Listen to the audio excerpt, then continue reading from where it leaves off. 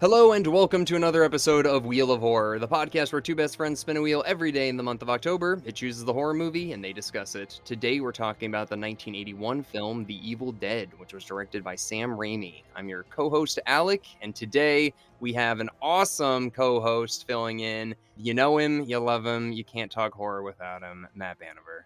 What is going on? I was gonna say, and I'm Eric, but your segue didn't leave room for it. So I'm very honored to be here, and I know I can't replace or fill Eric's shoes, but I will do my damnedest. Oh my god, dude. I couldn't think of a better co-host, especially to discuss The Evil Dead with. One thing really quick, I never forgot this. You told me that I think your brother Drew is obsessed with The Evil Dead 2 and sat you Yeah, down and forced you to watch it and explained in depth why this is a masterpiece. Is that true or am I making that up? yeah, wow, good memory.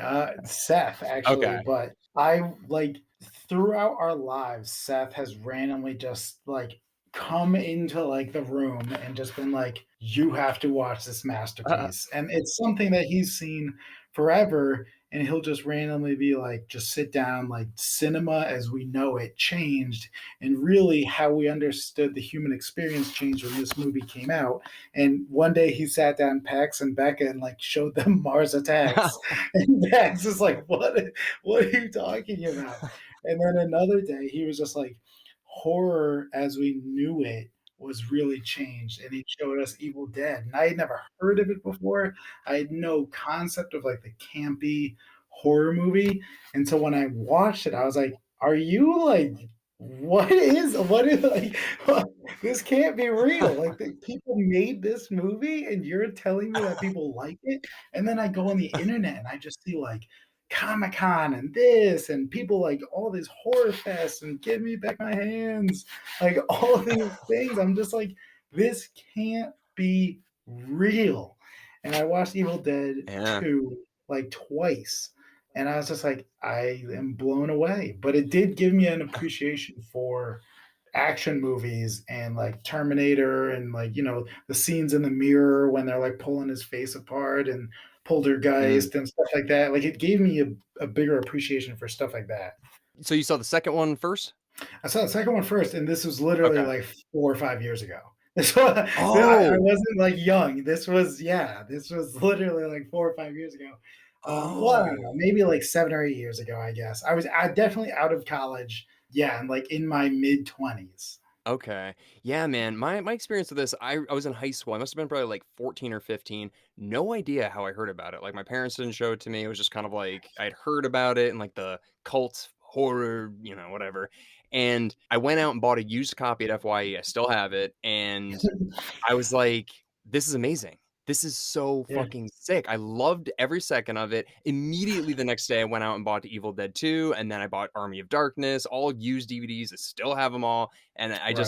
the first one specifically is in my top 5 of all time. I mean, it's of horror. And it's just, to me, is the true testament of the American hardworking dream of these Mhm. kids literally were huge horror fans. They put their all into this and they literally ended up changing the world. I mean, kind of. Oh my god, absolutely.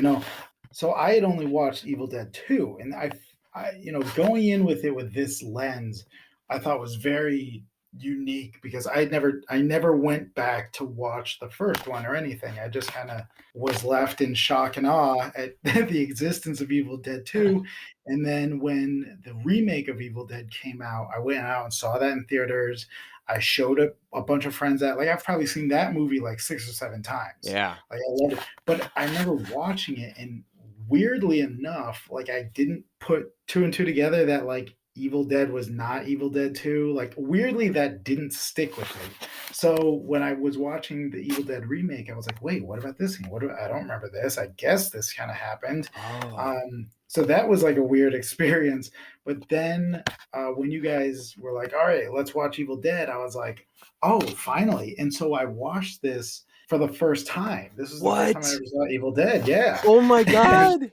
I know, I know. I was pretty psyched, and usually, just like Eric, I watch these movies, and sometimes I'm doing something else. But for the like, if I've seen it a bunch of times, but for the most part, I do try to like sit down and like take notes and everything. And this one, yeah, I was fully invested, watched the movie, and it gave me such a bigger appreciation for like the Evil Dead cinematic universe, if you will call it. Yeah.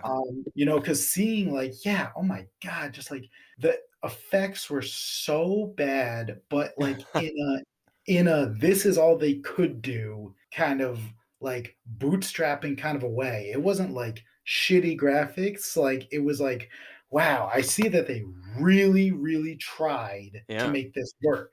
Like it came off the screen like that, and I thought that that was so sick the way they like did that, and it looks cool. And this one was actually a little scary. Like the Oh, second yeah. one was straight up campy, but the first one was like I was there were a couple parts where I was like, I'm a little uncomfortable. Dude, there's I'm so happy you've never seen this because there's so much to, like, talk about with the actual, like, Yeah, production and stuff. So, like, dude, there was so much bad shit that happened in this movie when they were filming it. Like, this is a real cabin that they basically found. There was no yeah, running water, no electricity. It's, I believe it's in Michigan, even though it takes place in mhm, Tennessee, and they were 20 years old, and they saved yeah. up, like, $95,000.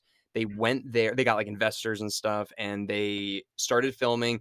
Actors would drop out, people were getting really sick, so it took like 2 years to make this movie, and they would just That's awesome. get money, go back, film more, get money, go back and film more. Just everything was so guerrilla style, dude. I mean, Yeah, that's a good term.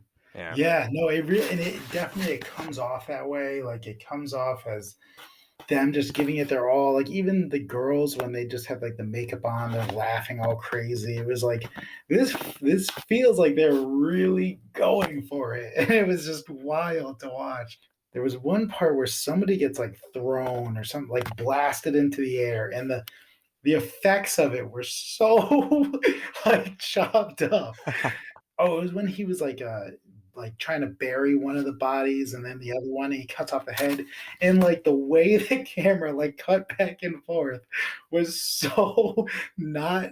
There was no continuity in it, No. and it was like no, but like I could just watching it, I could kind of see them in the editing room ripping through cigarettes, like, oh yeah, do this, like a little bit more, hit him with that, hit him with that.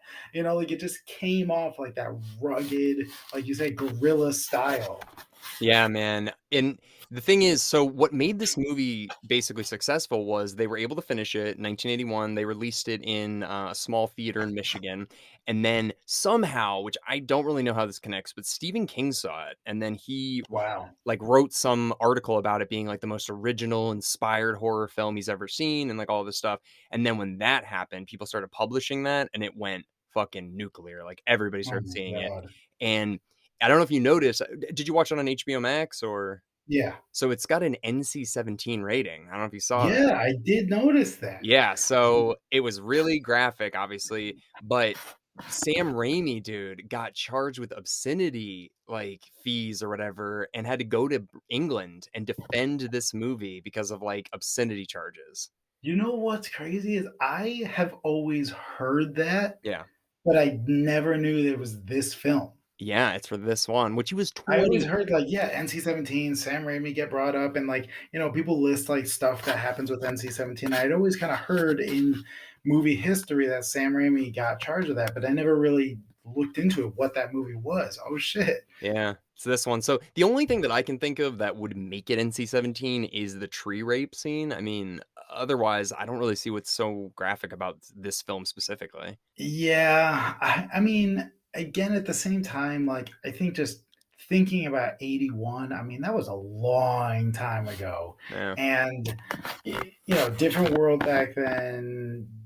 I think like the kind of cut nature of it all was very shocking. I mean, even me seeing it for my first time as a horror film lover Hmm. in 2021, I was still kind of like put off guard a couple times.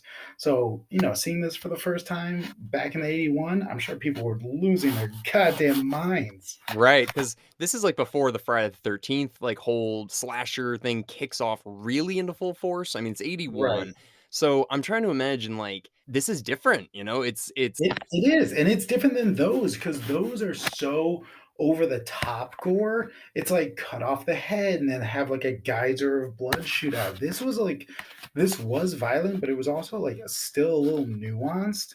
hmm, Like especially with the whole stuff with like the girl, getting stabbed in the back and like all that. And oh my god, even like when the skeletons and stuff are like melting at the end and he's like yeah, waiting, like that part, I was like, oh, this is disturbing. Like it dude. was just silent. That's the thing I love about this movie is really, obviously by today's standards, the effects are very cheesy, but the sound effects make the movie. Like all of their demons screaming and cackling and just when it drops out and you just hear like the dripping of the blood, things like that. Like that is what I think really keeps this movie scary, because the visuals aren't Yeah. going to do it for the most part.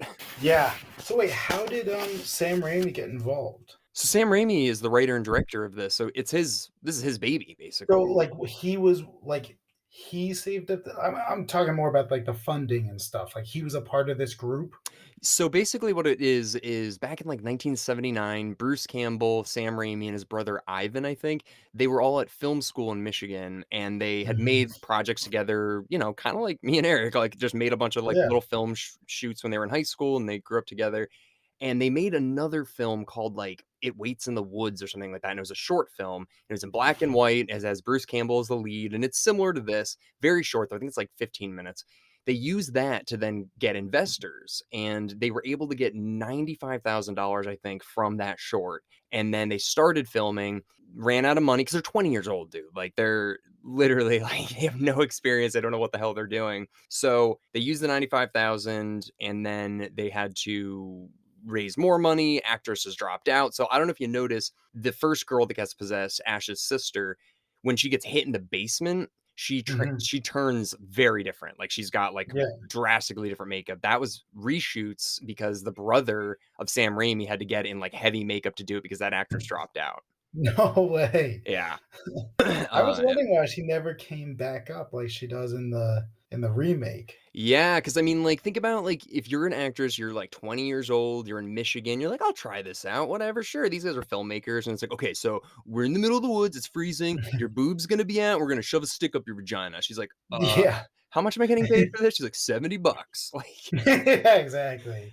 uh, It's for the love of cinema. yeah, but then the thing is, the movie comes out, it's a huge success, and then, Yeah. obviously we get the Spider-Man trilogy. Bruce Campbell's kind of like a cultural B movie icon now, and Yeah. it's still going on, dude. I mean, Ash vs. Evil Dead season 3 ended like 2 years ago, Which and is crazy. Like, have you watched all that stuff? Like the Bruce Campbell Ash vs. Evil Dead and everything like that? I have seen absolutely everything Evil Dead. Yeah.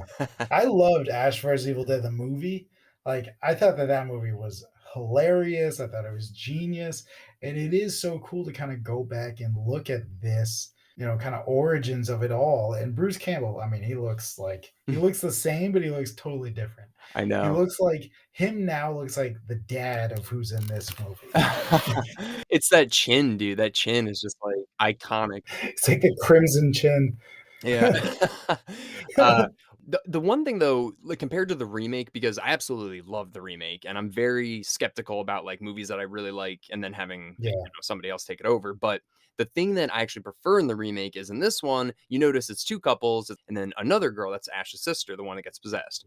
In the new one, she's a heroin addict, so they're all going away yeah, to, like, take care of her, so it almost gives more of a justification as to, like, why they're more apt to be like, "Okay, she's losing her mind, she's ODing or she's, having withdrawals, that's why she's acting like this," as opposed to, like, there's an actual demon in the woods, so I like that in the remake, but did yeah, no, that definitely gave it a lot more humanity, like, this one, like, I don't wanna say it felt rushed, but it didn't feel like they really cared to tell you why they had to stay. Like, that wasn't ever like, they didn't need that justification, they just needed to stay, and you just had to care about that, yeah, you know? But that's just old cinema versus new cinema. Today, it's all about the why somebody does this, why is this?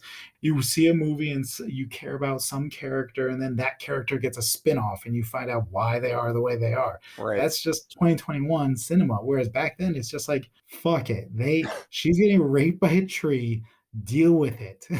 Like, that's it. That is all the justification you need. Yeah. You Yeah. know, and weirdly, it makes sense. Like, you don't really question it. You just go along for the ride. Like, the cinema was so much more of like an escapism, and we hear this all the time in critiques of today's movies where it's like it's just too real. Like, I go to the movies to escape reality. It's these are the movies that they're talking about. This is what people escaped to and with when things didn't need to make sense, when the plot didn't need to get spoon fed to you. Here it is, just somebody getting like fucking dismembered by this weird blade Yeah. that literally showed up out of nowhere. This like devil worshiping Satan sword. And like Yeah. all of a sudden it's like this is the key to everything. Let's like stab her. You just kinda blew my mind, for a second, one of the things you just said, where you're right, I never really thought of it like the new Evil Dead, it's like, "Oh, the justification is she's a heroin addict," where if you're going to the cinema specifically to do escapism, that's not escaping because you might know Yeah, somebody that's been affected by that, or, like, the opioid crisis is a real thing in America right now, so it's like, yeah, in this one, you're right, it's just like, I'm going, "Holy shit, there's demons, monsters, there's nothing in my life that's like this," so, yeah. fuck, you're right, I never thought of it like that. Yeah, no, and that, just to diverge on another movie that gave me that insight was The Dark Knight Rises. People didn't like it because they said it was just too much about like realism. It was like shown too much about what our society is really going through. And then you look at that versus Batman 89, you see Bruce Wayne for like 3 minutes. No one cares about his parents. No one cares about why he is anything. He just got in that costume and fucked some people up, Right. and people loved it. We didn't need all this backstory. I mean, I love it because I'm a Batman fanatic, but that's the same concept with these two movies. It's like, is the whole heroin thing cool? Like, yeah, but that's a 2020 or whatever 2013 lens that it went through. Back then it was like, all right, cool. Like, let's just watch and see what happens. Right. That was the only reason you went to the movies. Damn, dude. Yeah, you kinda just blew my mind there. And it's I also, love like, it. the innocence of, like, young filmmakers who probably aren't like, "Hey, like, we gotta make, like, a social commentary about this." It's like, "No, dude, just we're just making a scary movie." Like, that's it. Right, You know? exactly, like, yeah, they probably weren't just kinda like, "Why are we doing this?" They were just like, "Let's just do this for the thrill of it, Yeah. for the, I don't wanna say emotion because I said but, like, let's just do it to get a rise out of people, let's just have fun, Yeah. you know? I love that I one of my favorite movies, top 10 movies is Hugo, a very slept on movie, I Yeah, it's think. Martin Scorsese, right? Yeah, Scorsese, and it talks about like the history of film, and Ben Kingsley's character says like he was making all those black and white movies, and he was like, we just did it to do it. We just did it because we could. We did it because we were alive, Yeah. and that's kind of what this came off as. It was like these guys, Bruce Campbell, Sam Raimi, and all them, they were just like, fuck it. You know what? We got this crazy idea, like, let's just do it. Everyone else is making movies out of weird stuff. Why not? Why not us? Why can't we make this movie in a cabin in the woods and just rock and roll? Yeah, and, I was thinking about it when I was watching it because I was just like, "Could this happen again?" Could there be a couple like, especially now with, like, iPhone 13 and, like, it's, like, the best camera, you're better than your fucking eyes can even see. It's, like, it's got Yeah, everything, so I'm like, has our generation, like, lost that inspiration that, Bruce Campbell and Sam Raimi were willing to set aside 2 years, like, bankrupt themselves and live in a cabin in the woods with no power and electricity to make a movie that might have gone nowhere, where now it seems like it's easier to do stuff like that, and we're still not kinda getting that, like, obviously, there was gatekeepers back then too, but it feels like with the internet, you'd expect there to be like, "Dude, have you seen this? These guys made it for, like, $50, and they filmed it on their yeah, iPhones," and, like and then I don't know, you just don't hear that as much. yeah. Do you ever watch Hot Ones? Yeah, the chicken wing show? Yeah, the chicken wings. Yeah.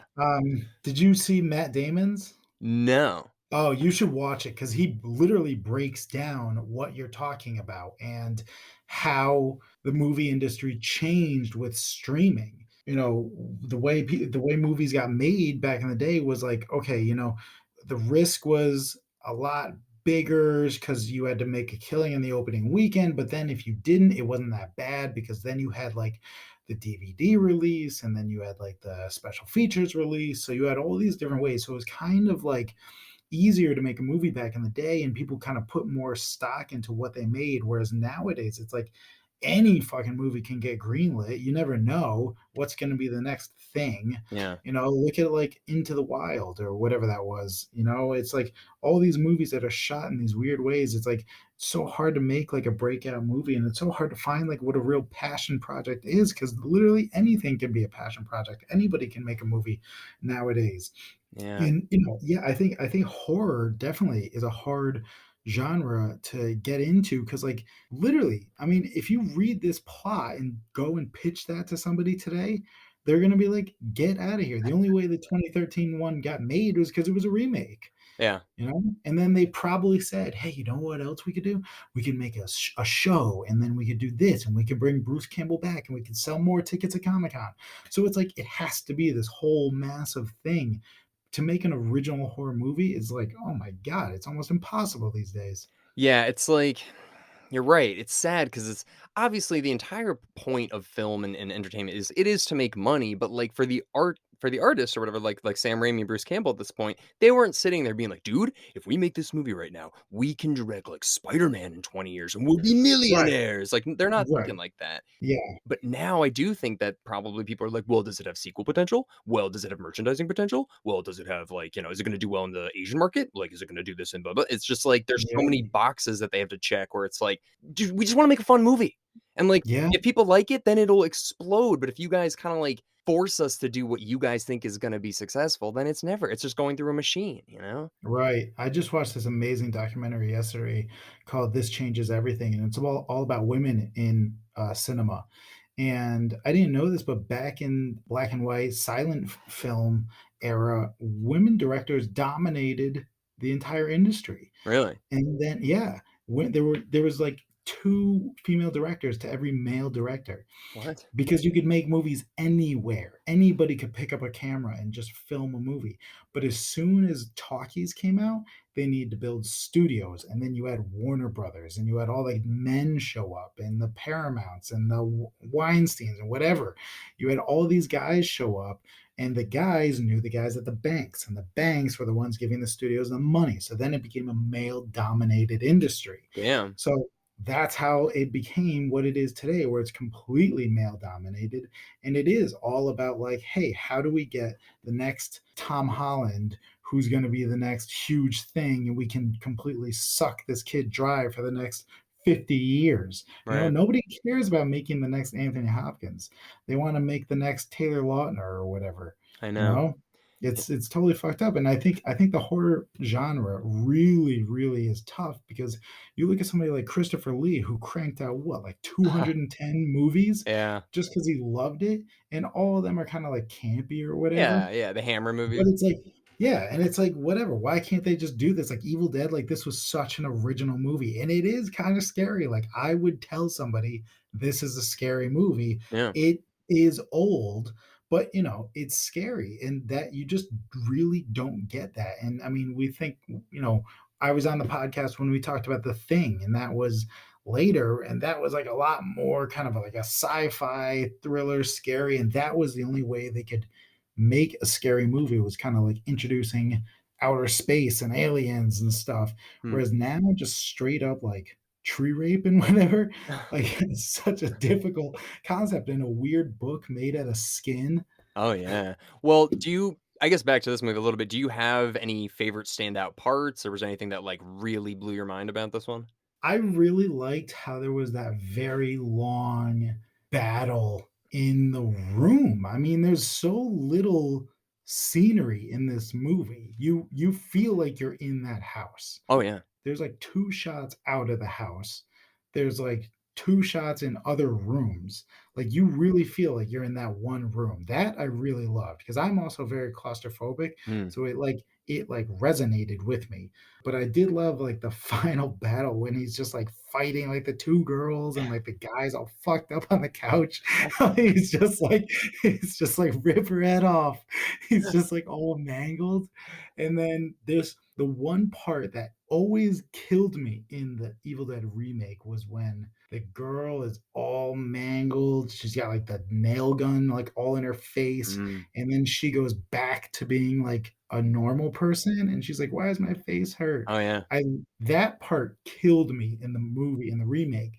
So to see that kind of happen again here, oh my God. See, that just was like for me, I got so fired up.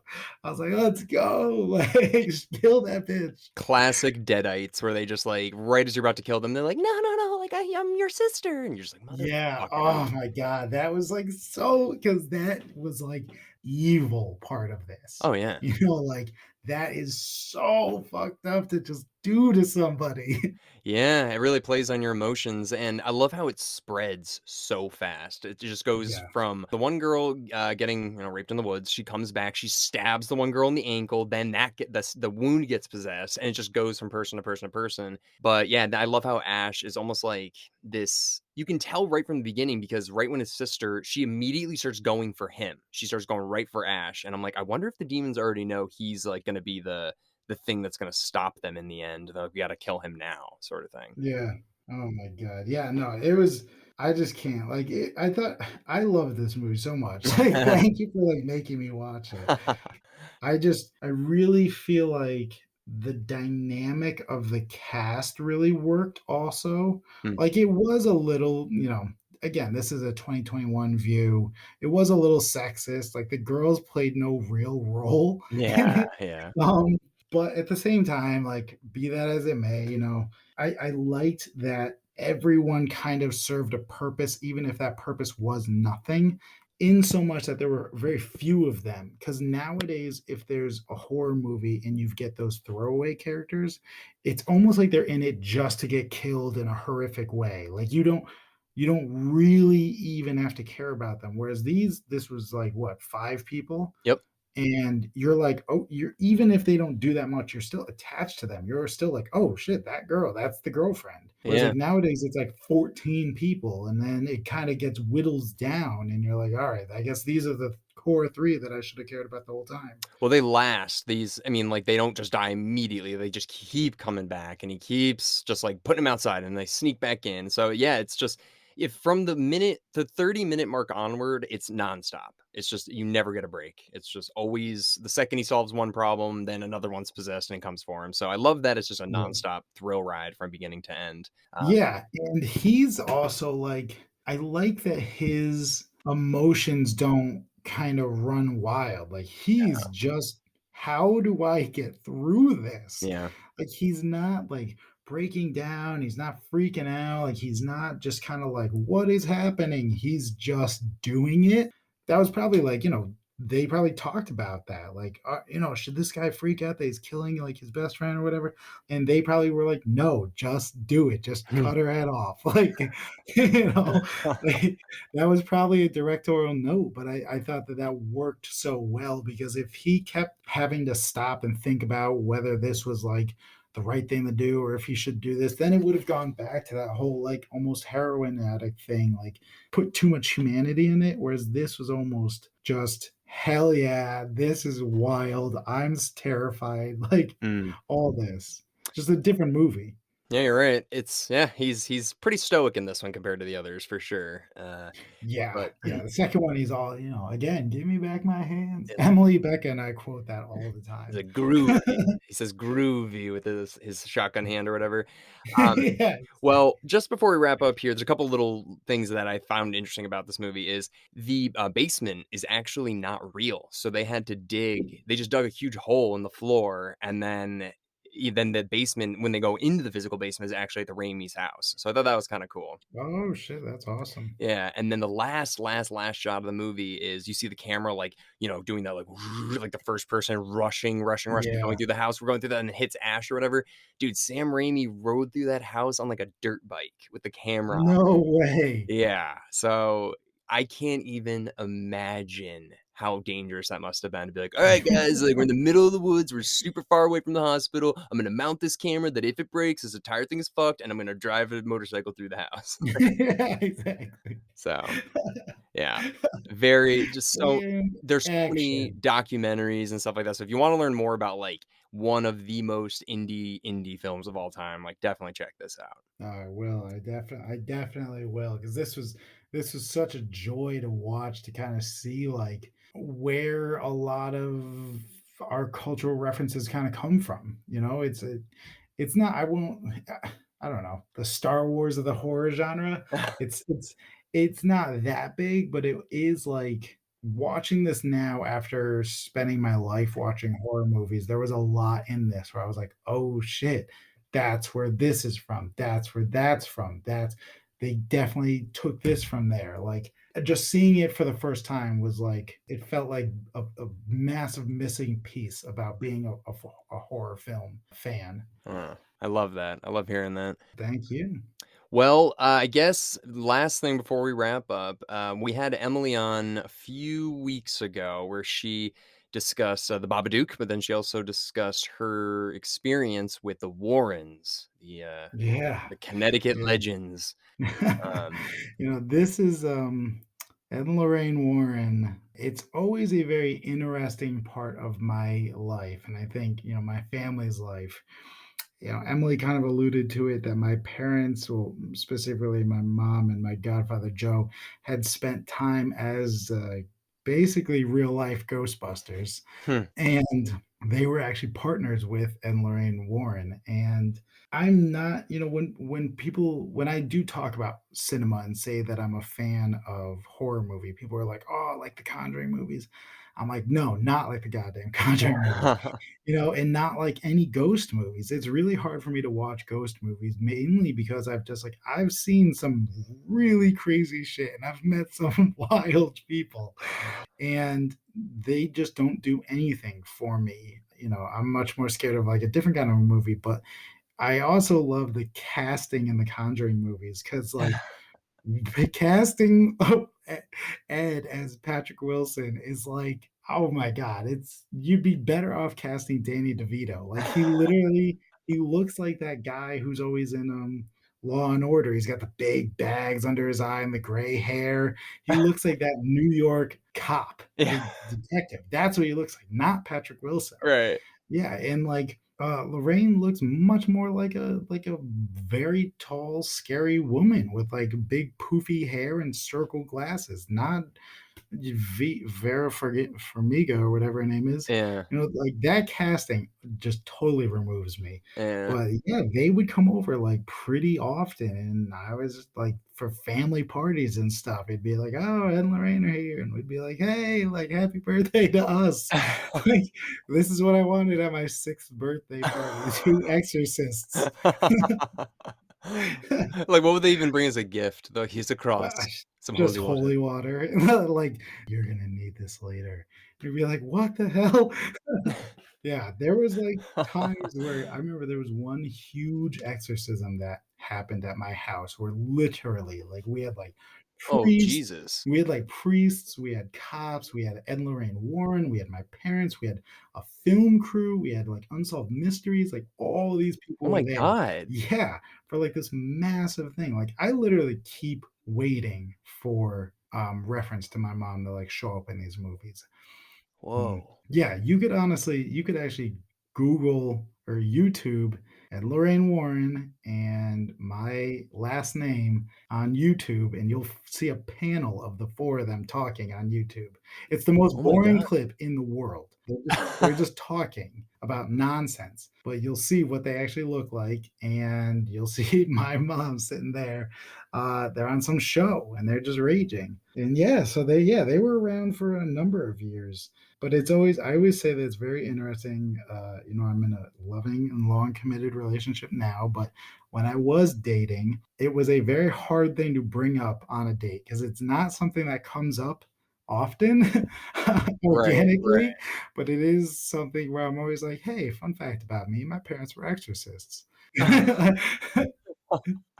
No, I mean, it is interesting. I'm sorry, really quick, what happened at your house when they did that exorcism? Oh god, all the ghosts came and raged. Oh my goodness, dude, your house is so scary, so I'm trying to imagine, Dude, like there was this one guy who would come with the Warrens. His name was David. I'll never forget this. So this was a long, long time ago. So maybe even like the 90s, maybe. Yeah, this has got to be the 90s, like late 90s.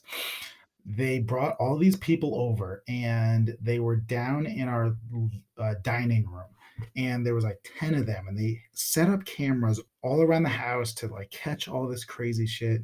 And I'll never forget this guy David. He almost looked like Garfunkel, like just tall, skinny, weird dude. And he had come over a couple times also. And this time they were in the dining room and they were like, all right, here's what we're gonna do. And this was like my parents and Lorraine and like all these people. They were like, here's what we're gonna do. We're gonna split up, two you here, two you here. You take the first floor, you take the second floor, you take the third floor, you take the basement. Everybody kind of break up. And then they're like, all right, David, you're just gonna kind of be the floater, kind of going through, making checking in on everybody. And the cameras are all rolling and everything like that. And when they go back to watch the tapes, they notice like after everybody kind of puts their hands in and they're like, all right, one, two, three, ghosts. They like everybody breaks Oh, away, and David's kind of walking around the living room, and all of a sudden David just kind of like disappears, walking around the table, and then he reappears on the third floor, and nobody thought anything of it because everybody had split up. So it's just kind of like, oh, David walked in. And then when they were watching the videos, everybody's first reaction was like, ah, fuck, like the video cut off and then like went back on. And then they're looking at the time in the bottom corner of all the videos and they're like, wait, no, the time is the same. And then they were like, all right, well, I don't know, that could have been doctored. So they bring it to forensic experts, and the forensic experts look at the tape and they're like waiting to see, and they're like, all right, obviously somebody flicked the camera off. And then they're like, no, wait, the time. That could have been doctored. Wait, what about this? And they look, and on the table, there were two candles, and the wicks, the flames never stopped moving. And you could also see in the back and the traffic, the lights never stopped going. So this dude, David, literally just disappeared and reappeared what the fuck? instantaneously 3 floors else. And after that time, they kind of like met up and they were like, all right, well, we should bring David in. They never heard from him again. What? Yeah. And I distinctly remember this dude like watching a movie with all of us in the family room, and like he was sitting right next to me. Oh my god, dude. Yeah, man. Fuck. Fucking wild. That's like literally poltergeist shit because like they have like a teleportate or I don't even know what it would be, like a portal or whatever in their house. Yeah, no, it was craziness. Just Jesus. This at your house in Farmington, yeah, right? oh yeah, definitely. So Oh, haunted. So haunted. yeah, dude. That basement reminded me of the basement from Evil Dead, Dude, that basement honestly. was literally one of the scariest places ever. And like for most of our lives, that basement was terrible. Like you never went down there. But then they went back and like they cleaned it up a little bit.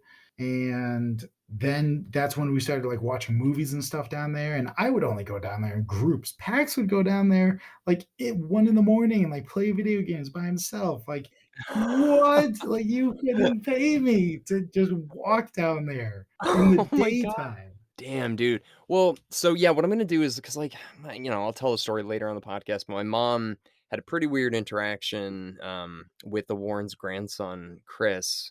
And my mom played with a lot of Ouija boards and shit. So they brought her to a church somewhere in Connecticut that did Latin sermons, and they performed like a pre-birth exorcism on me or something like that. My mom was What? telling me.